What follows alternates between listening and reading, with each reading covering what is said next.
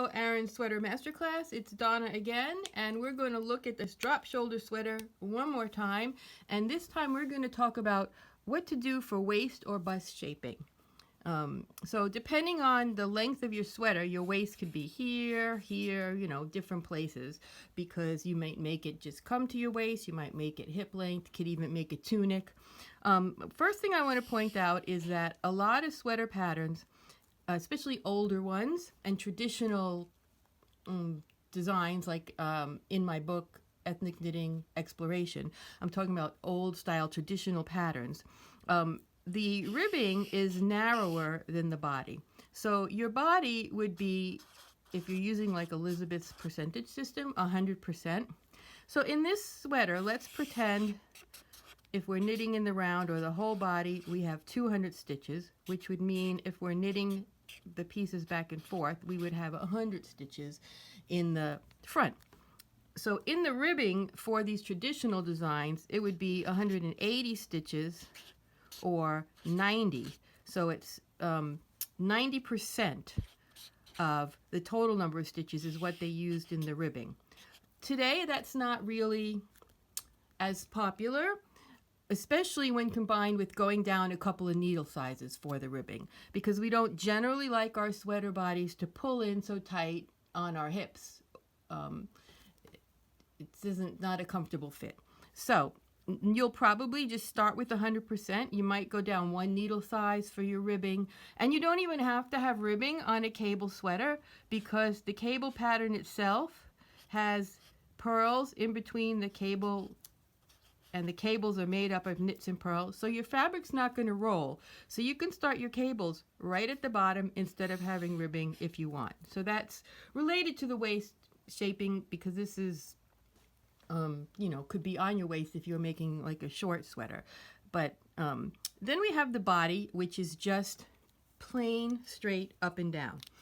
And of course our bodies come in on the waist and out on the boobs, most of us, or some of us.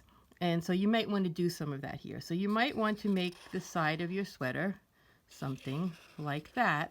And this is something you would do on the front and the back.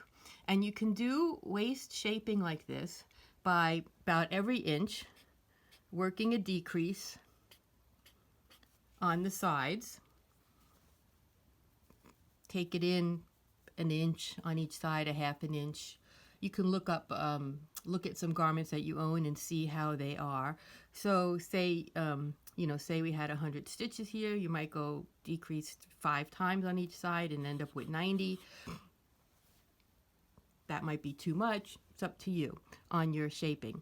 And then above where your waist is, you would increase the same number of times, about every inch, until you get your full number of stitches back in the bust area. So this is simple waist shaping.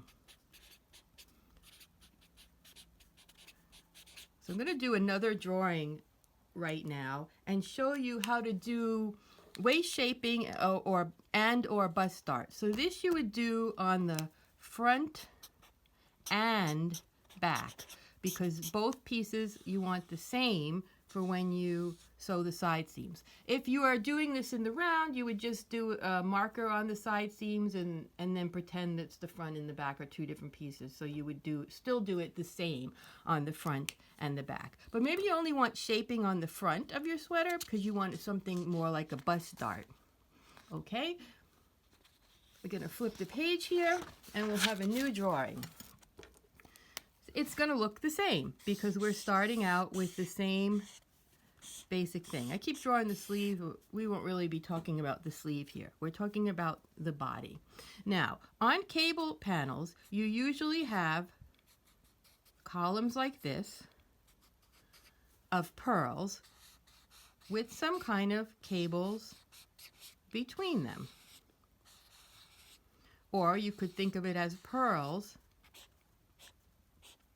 between the cables. And then on the ends, we usually have something like seed stitch or moss stitch, a textured stitch, because it's more interesting with all the cables than stockinette stitch would be on the sides. And also it gives more body to this part of the fabric, because this is going to be thicker than regular stockinette. And so this, doing a texture stitch on the sides, gives more body to the rest of your sweater. So since these are pearls, let's say there's 2 pearls between each cable thing. Right? It could be more, could be less, depending on how you set up your pattern or the pattern you're working from. Well, when you get approaching your waist, you can decrease to 1 pearl in some or all of those sections. And that brings the waist in. And then when you get above your waist, you can increase back to 2 pearls in all of those sections, and it creates a enlarged area for your bust. You can do the bust increases without the waist decreases if you want. And normally in a sewing pattern that had bust darts, there would be two bust darts. But depending where your cables are, we're not really making a full dart here. We're just taking out 1 stitch in each spot. So you can bring that in or bring it out in as many places as you want between your cables. So you can pick 2 that would be basically underneath your 2 boobs, or you can spread them out if you want more. And you don't only have to increase 1 stitch here. You could do it, say you started with 3 pearls, you could do it twice so that you end up with 1 pearl. You could, have 2 decreased things. Just don't do too much, because you don't want it to end up pulling your body in, like that. We just want to bring it in an amount to make it a little bit more form-fitting. Most of us don't want it to be like fitting like a swimsuit. Okay, this is done on the front only, because it's essentially bust shaping or bust darts rather than bring the side seams in. So that's another way that you can do the shaping. So we'll say we ended up with something like this, with decreases here in the purl sections and then increases here in the purl sections, which results in the shape of the front being similar to the shape we did with the pure waist shaping, but we don't shape the back because there's no boobs in the back. So technically we wouldn't do bust darts in the back. Now you can combine this with what I did in the other videos. So say you have a large breast and you don't like fabric under your underarms. You can do this kind of shaping, whether you do the decreases or not, increasing for the bust.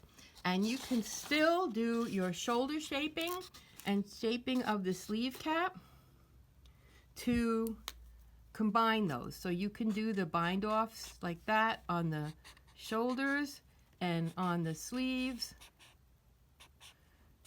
to give it less bulk in the underarm, and do bust darts on the same sweater, or waist shaping on the same sweater with the shoulder shaping and with the raising the shoulder line with the modified drop shoulder. You can do all these together in the same sweater.